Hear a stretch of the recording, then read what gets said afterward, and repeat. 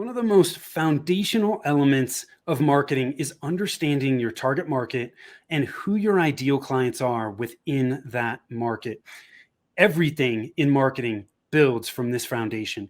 And that is why I'm going to dig into a huge target market today with our special guest. We are going to focus on women, and she's going to help us understand the do's and the don'ts of marketing to women.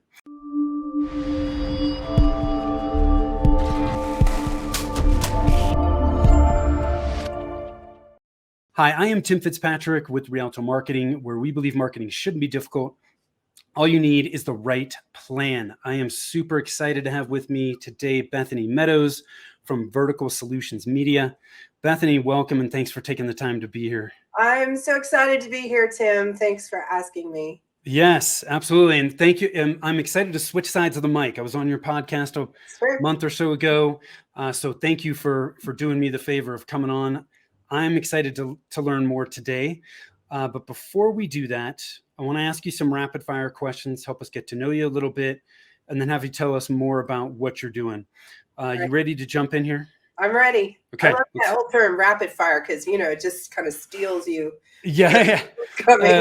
My rapid fire questions probably aren't quite as rapid fire as most. But so when you are not working, how do you like to spend your time? Well, I have the good fortune of living on a lake. And so when the weather's nice, we're definitely out there on the lake. I love kayaking. I love getting alone out there on the lake with my kayak and finding the turtles and just being at one with nature. I know it sounds so cliche, but when you work in marketing, it's all about deadlines and it's just fast all the time. So for me, I just love being able to slow down and listen to the water and the birds and kind of get back to nature as it is. What's your hidden talent? So I don't know if this is a hidden talent as much as something that I've developed over years of having a big family. I can cook for a crowd at a moment's notice, no matter what I've got in my pantry. And that's awesome. I think it's a talent. that is definitely a talent. Nobody has ever said that. So I love that one. At a moment's notice with whatever. So you're kind of like the MacGyver of large meals. Exactly. I got a big stock pot. I can just pull together whatever out of the pantry and make a meal for 20 people. No problem. I love it. What's the best piece of advice you've ever been given? Be the driver of your own bus. And what was meant by that is that, not letting other people drive your emotions or you drive your boundaries or, that just kind of personal responsibility, own your own stuff. One of the first things that came to mind when you said that was the thought that there are so many people out there that are doing things not for themselves, but for other people, and they're totally unhappy. So true. So that is a fantastic piece of advice. And I think the older we get, I won't say how much older I am, but the older we get, the less that we care. Yes. Yeah. Right? If only we could get that way earlier in our lives than most of us do. Frankly, some of us never get there. What's one thing about you that surprises people?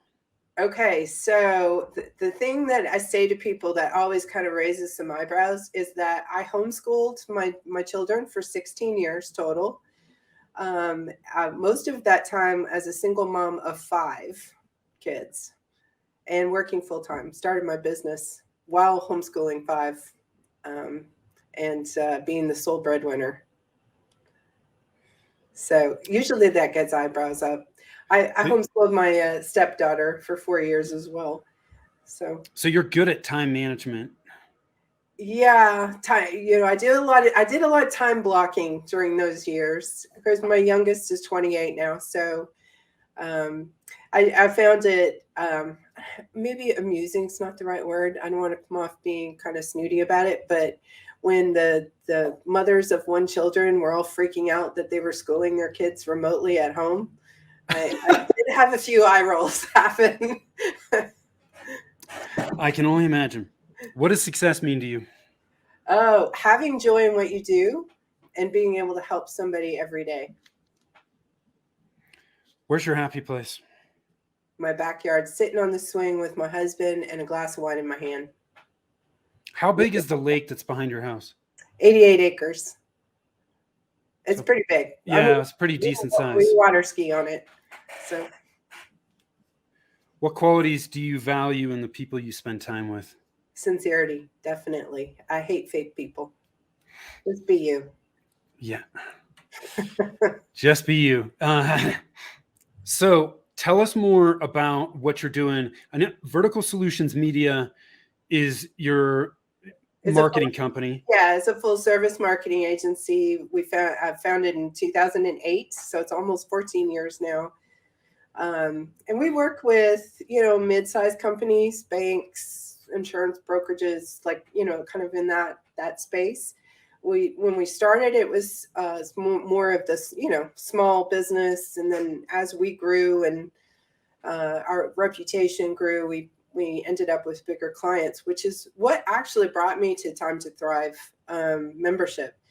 Because during the pandemic, a lot of these small business owners were in a panic because they were either closed down or weren't as relevant as before, and were struggling to find ways to pivot and really, adapt or evolve to what was going on in the marketplace, because it happened so fast. I mean, we know that marketplaces evolve, period, over time, but the pandemic kind of created this whirlwind, and they couldn't afford our retainers, at that level. Yeah. And I really wanted to do something to still help them. So I sat down and was like, what business model can I come up with that would make sense for a small business owner and really add value for them, but in an affordable way.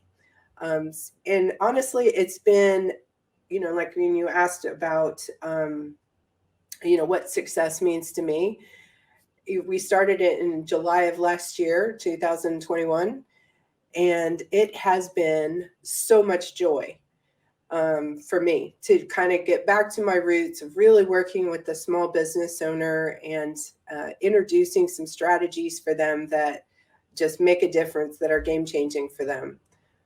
So Time to Thrive. So Vertical Solutions Media is your marketing agency. Time to Thrive membership is your monthly marketing membership that's geared towards small business owners, giving them the support, the resources they need to level up their marketing game. Yes. So there's a training library of on-demand videos and downloadable resources, worksheets, workbooks, and that kind of thing. But I didn't want to create that evergreen, here you go, figure it out kind of situation. So we do live events every single week. Some of them are open door group coaching. Some of them are deep dive workshop intensives on a particular topic. We bring in guest experts. In fact, we have you coming in next week. Yes, thank you. To our membership. And then, we also do coaching weeks every single month. And those are much deeper dives into telling your brand story and business success planning. Because those are two areas that a lot of business owners really struggle with to figure out on their own. So, I really wanted to come alongside business owners rather than, here's a video I did, figured out. This is more collaborative. We have a community that they become a part of. So it's somewhere you can get the support, training, but you also have access. So if you have questions, you can come into the mastermind group and ask your questions, and I'm there to answer them for you. Awesome. So let's dig into marketing to women. It's obviously a huge target market. There are tons. There's no shortage of ideal clients within the marketing to women space. Let's first understand why target women in marketing to begin with. Yeah. So think about it. Global brands are spending as much as 70 to 95% of their budget on reaching women. So what does that tell you? Research. Say that one more time. Local brands. global brands Global are brands. Okay. spending 70 to 95% of their marketing budgets targeting women. And there's a reason for that. Research shows that women drive 70 to 80% of all buying decisions. Either they're the primary driver or they're the influence behind the decision. So they show the buying decision for 91% of new homes is made by women, 66% of computers and electronics, women, 92% of vacations, women, 65% of new cars, women. So, when you look at it in a big picture setting, you can estimate about 80% of these buying decisions are being made by women. I mean, groceries, luxury items, big Yeah. ticket purchases. I mean, women are not a niche market. Yeah. So whether they are working in the home or outside of the home, they have huge buying power and decision making that, frankly, if we're overlooking, we're missing a huge part of our the market. Yeah, and it's a little bit more nuanced than that too. Like women don't all think alike, so we can't Yes. just group them all into a big bucket and say, okay, Right. marketing to women, so XYZ. Purchasing decisions are based on lots of different factors. There's income, there's location, there's occupation, hobbies. So it would be a mistake to treat marketing to women like a single audience. Yes. So you still have to segment down if your target is women, you still have to segment that down into additional demographics that are going to make sense for what you're selling them. So let me give an example here, because I actually interviewed on a podcast last week, and this woman started a jewelry company. I don't know how many years ago. It's now, I think it's a $500 million a year company, something like that. It's huge. She was marketing to women, and this goes back to my point of target market may be women, but we need to drill down. Right. And when she got into market, she was going to market to women. She was looking at stay-at-home moms, and then she was looking at women that were busy professionals. She chose to market to busy professionals for a number of different reasons, but because of that, there was a huge the messaging to those two groups is completely different for what she was selling. And so that's kind of what you're touching on here, right? Right. And different women have different needs, wants, and pain points. So we Yeah. need to make sure that our messaging is on target to the segment that we're going to. I did a workshop one time at a public library, and I had about 110 business owners in attendance to this workshop. And I asked for a volunteer and lady in the front row. So I chose her, and she told me that her business, she makes soap. She makes this organic soap in her basement, sells it online. And so I asked her, who's your target audience? And she said, well, everyone, because everyone uses soap. And it's like, well, no, not everybody's going to buy your soap, right? So it's when we're thinking about our product, and then we think about, okay, as business owners, we just think what we do is so amazing that everybody would want it, right? Yeah. Like, who wouldn't want what we do? Because we're just that amazing. But the truth is, there are people more likely to want what you do. And so you can't waste marketing dollars trying to convince people who are less likely to want what you're offering. And so when you're thinking about marketing to women, you can't just stick them in a niche. We want to look at that particular segment and then really drill down and understand the pain point that we're trying to solve. And that really helps us narrow our message, narrow the way that we're going to talk to them. You're speaking my language. Yes. So you already touched on one of the big don'ts, which is don't group women in this large category and treat them all the same, because they are not all the same. What are some other do's and don'ts when we're looking at marketing to women that we need to keep top of mind? Yeah, so let's talk about don'ts first. And some of these should be obvious, but Not always so much. When I actually did an intensive on this inside the membership, and I actually, when I do those intensive, I pull a lot of live examples because, I don't want to talk about it in concept. I want to show actual examples. So if you looked at marketing over the years, like 50s, 60s, 70s, 80s, 90s, and so on, you can see the progression of marketing. And so one of the big don'ts is don't patronize women and don't be sexist. That should be an obvious one, but not always so much. The other don't is don't stereotype. Women don't want to be, pegged as something, Yeah. right? Because we're complicated humans. Everyone who's married to one knows that. Don't be No comment. Yes. Don't be insensitive or negative. Women want positive messages. They want, and they definitely don't like insensitivity. One thing not to do is girl boss language. Like, what does that mean? That's like they're saying you throw like a girl.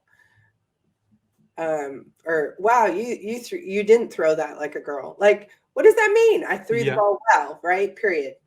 And don't be too gender specific. So if we get all focused on, we tend to, if we get gender specific, we'll tend to go into stereotyping. So you got to be careful of that.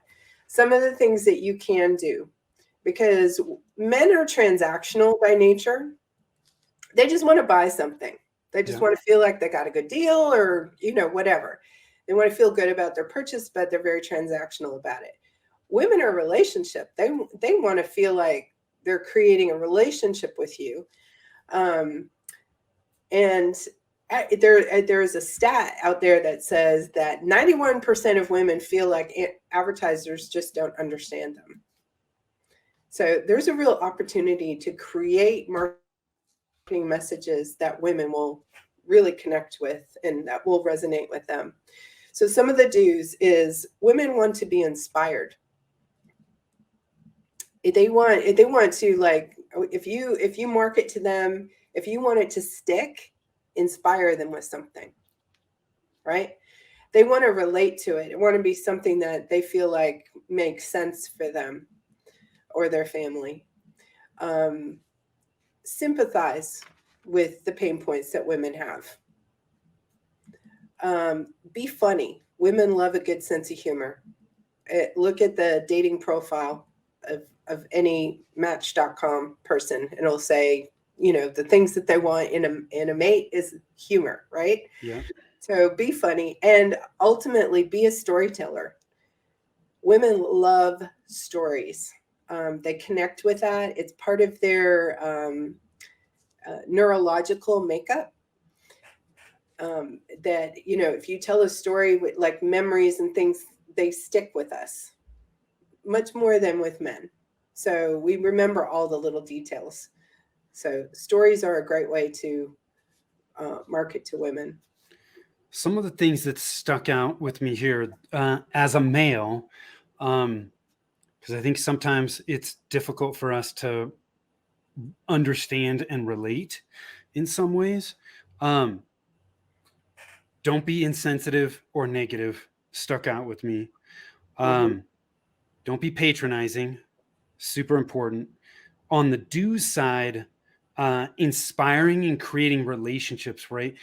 As a male, like you pointed out, we tend to be very transactional. When we're marketing to women, we need to kind of take the step back and give it time to build. Yes. If you watched a conversation between my husband and I, he would be saying, you need to get to the point. And I would be over here telling a story about why I feel the way I feel. And Right. get to the point. And then that kind of sums it up, right? The differences.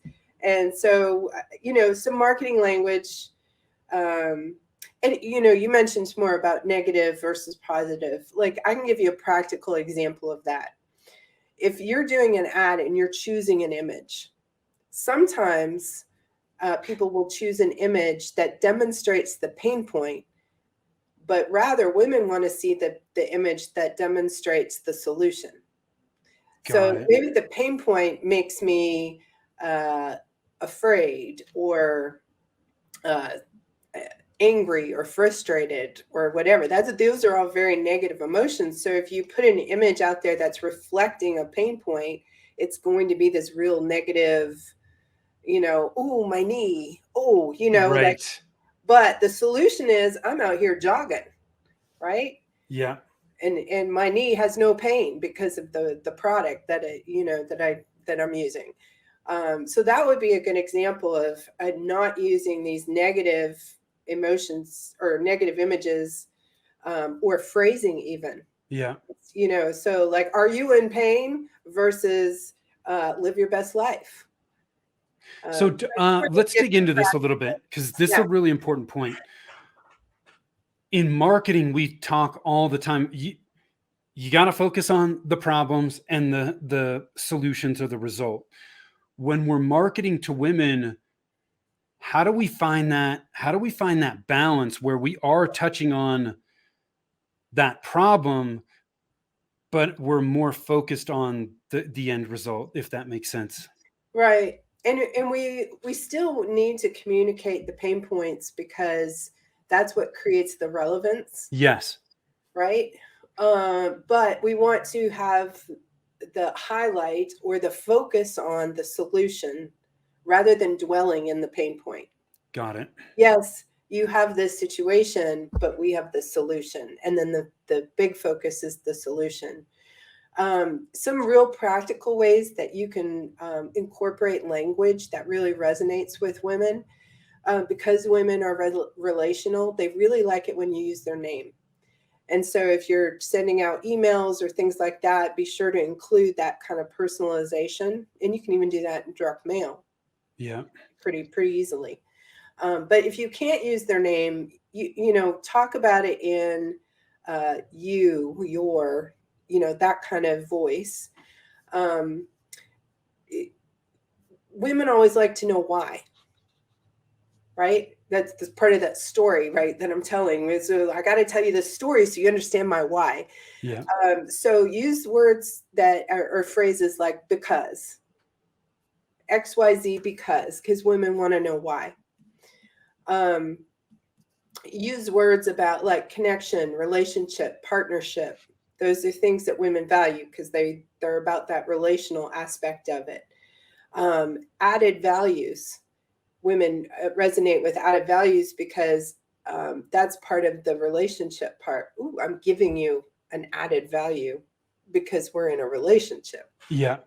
Not just part of the transaction. Women also are very security oriented. So they like the no risk, risk free, money back guarantee, that kind of phraseology and language.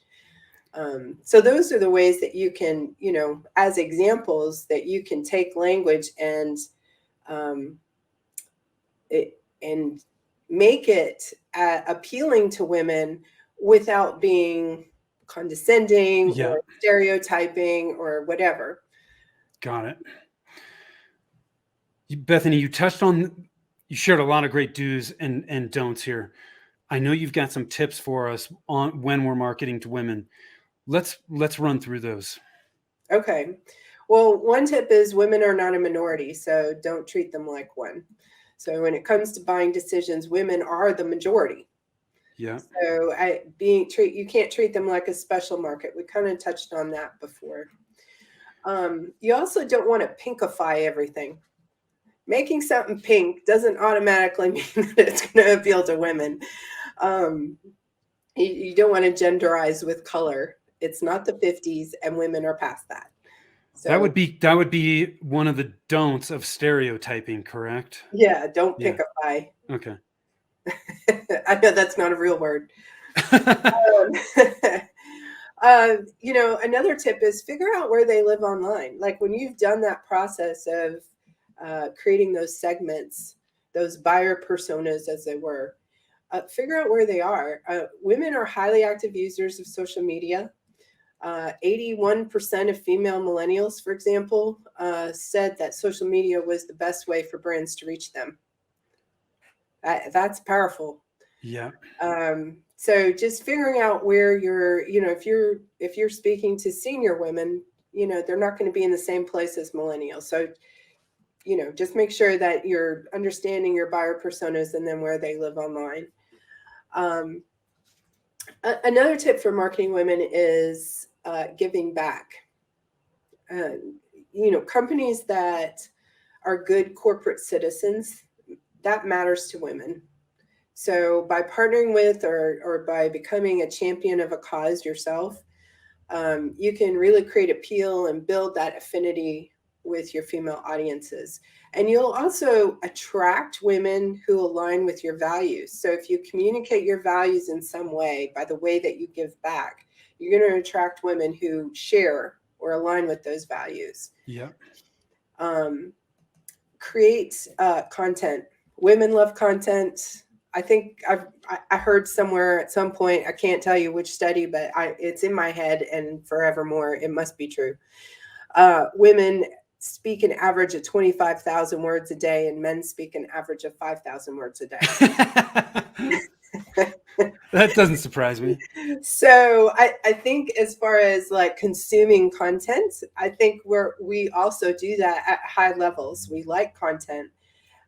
Especially content that adds value, is relevant, and creates some sort of emotional connection for us. 30% of women will refuse to read anything that doesn't inspire or entertain them or inform them. So you can't just put stuff out there to put stuff out there. I mean, that applies to social media too. A lot of people make that mistake.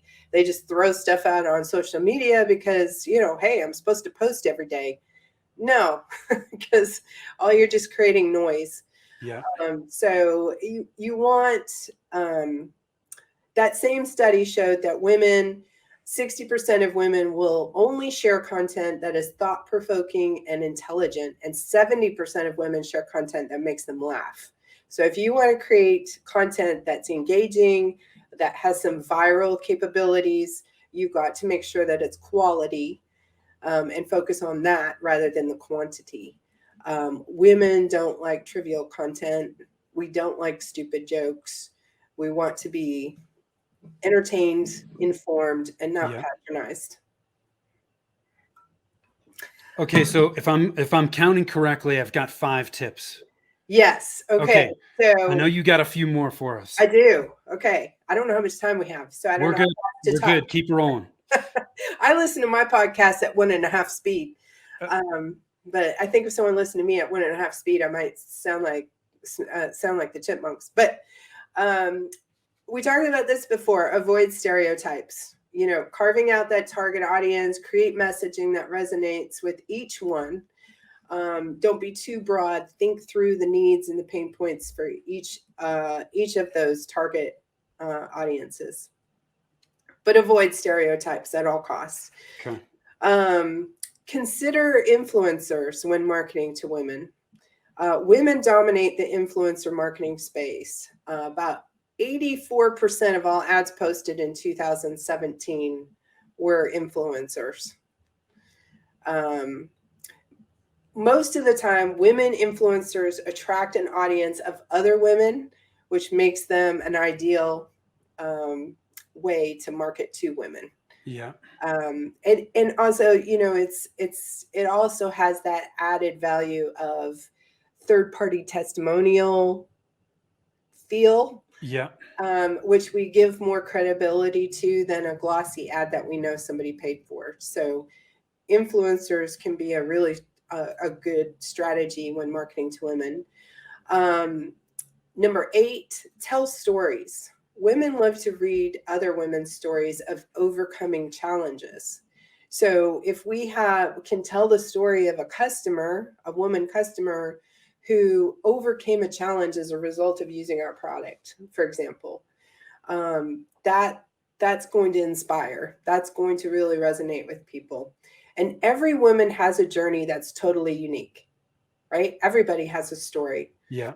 And so by sharing the stories as they relate to our brands, we can really attract women in all kinds of demographics, whether that be, race, age, socioeconomic statuses.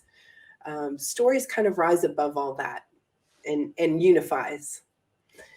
And my last tip for marketing to women is don't be negative. Women don't want to hear what's wrong with them. And we Yeah. especially don't want a man to tell us. Right. We don't, we're harder on ourselves than anybody else could ever be. So we really don't want to hear someone else telling us about one more thing that we need to fix about ourselves, right? Yeah. We want to be supported, loved, celebrated. And so brands can do that. They can find ways to do that in their marketing. And just thinking about how can you celebrate women? I'm just gonna look down here. And I can't remember the name of the company that did it. Hold on. Amazon. Okay. Amazon did a whole campaign targeting women, and it told stories of women from all over the world that were entrepreneurs. And so like India and Africa and all over. But you know what? That resonates with me because I'm hearing the stories of women who are hustling and making lives, of their families better through small business ownership. And Amazon was just,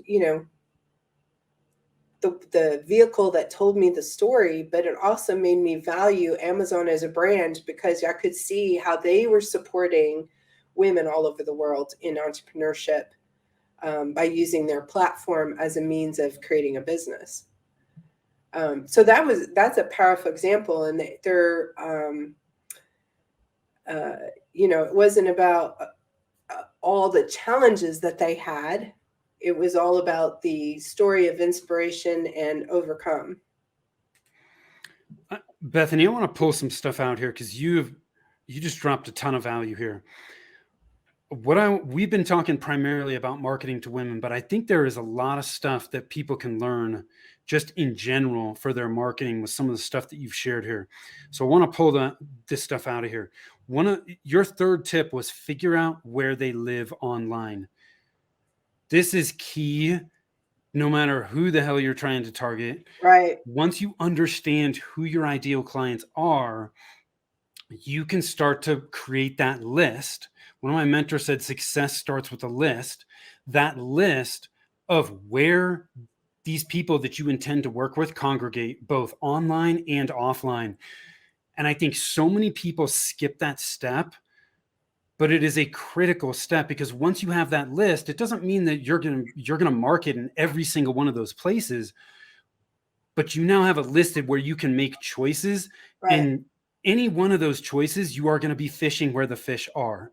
Right. And which is so important. You can test it. So if you're not sure, if it's, if you have your top two and maybe you run a test, the same thing in both places, which one pulled better? And again, we got to get away from that idea that we're advertising to women, that, marketing to women is about building relationship.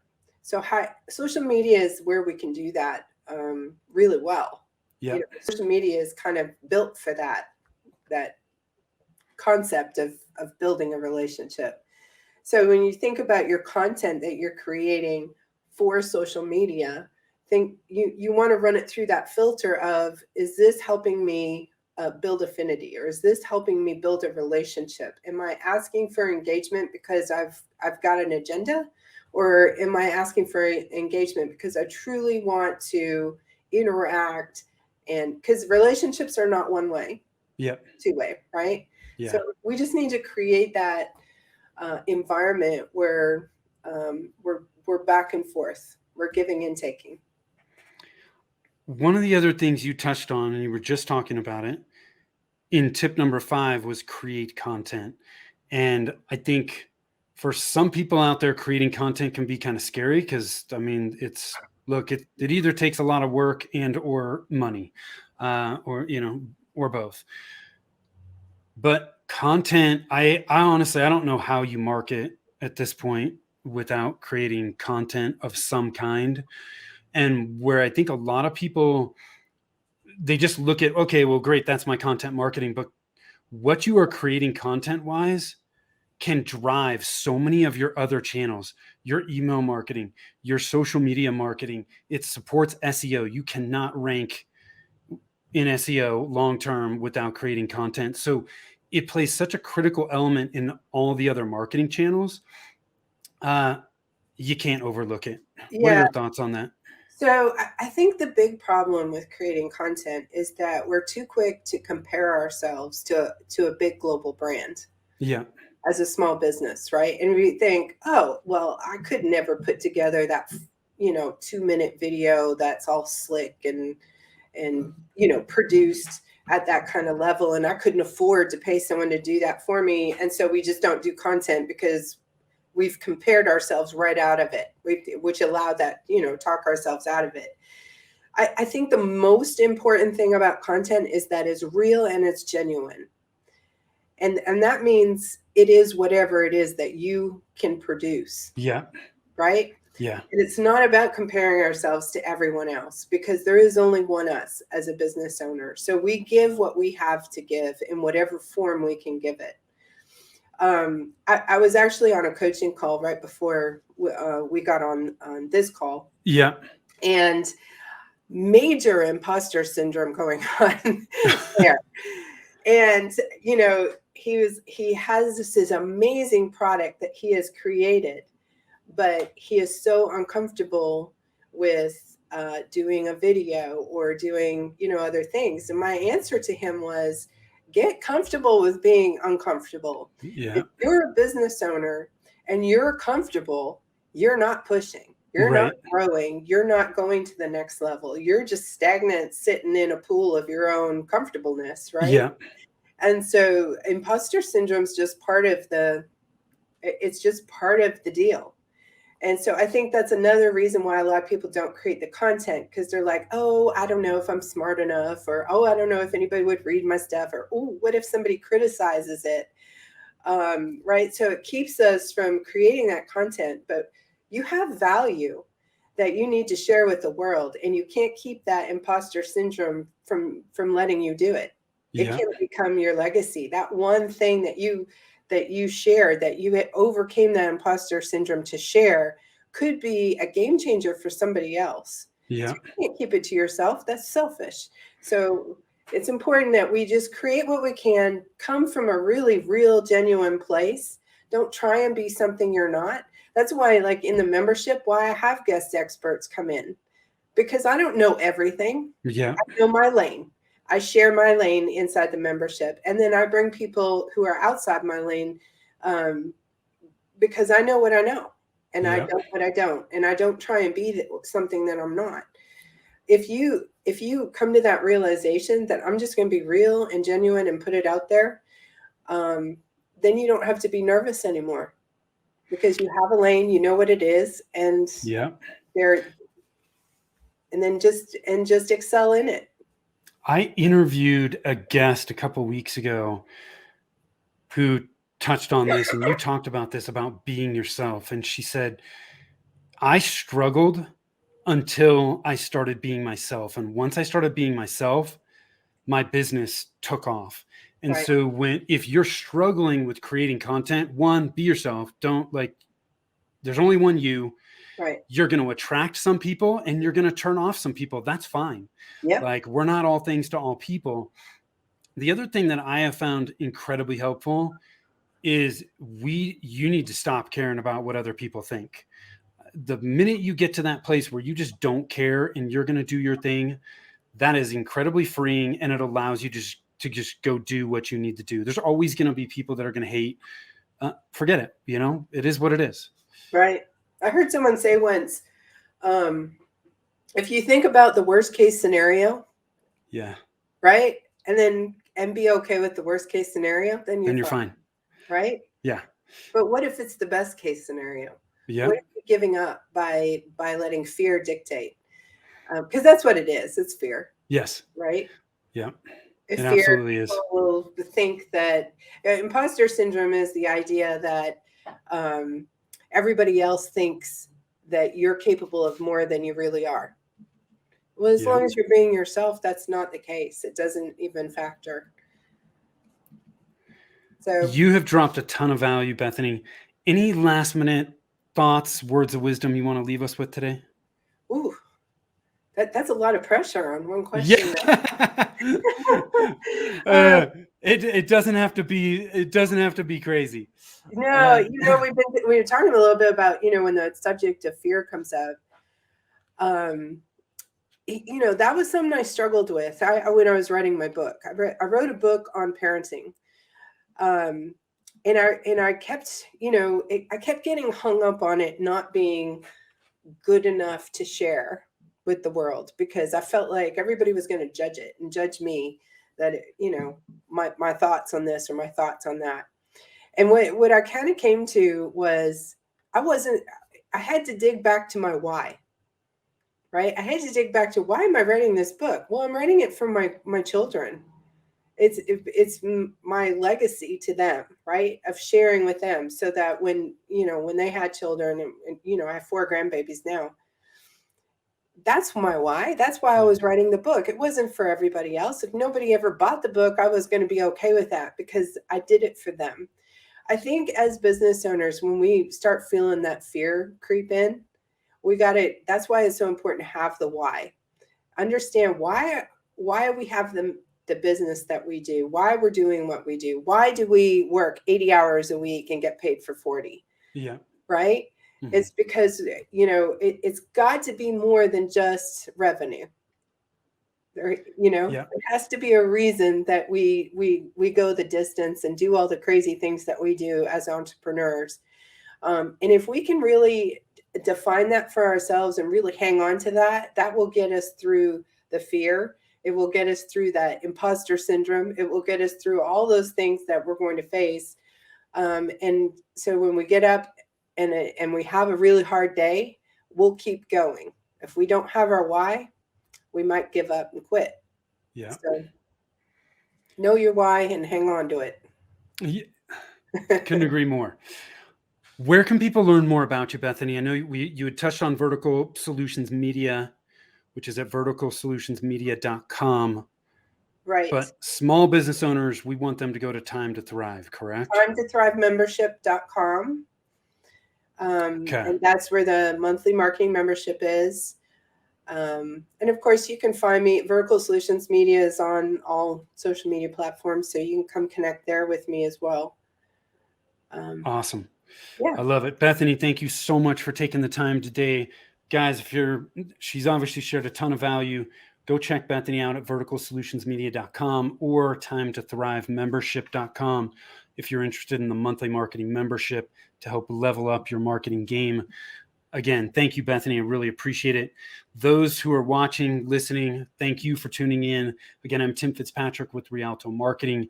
If you are struggling with your marketing, you're not quite sure what that next step should be, or you're investing in marketing, you don't even know whether it's working or not, you just need clarity, head on over to our website at rialtomarketing.com.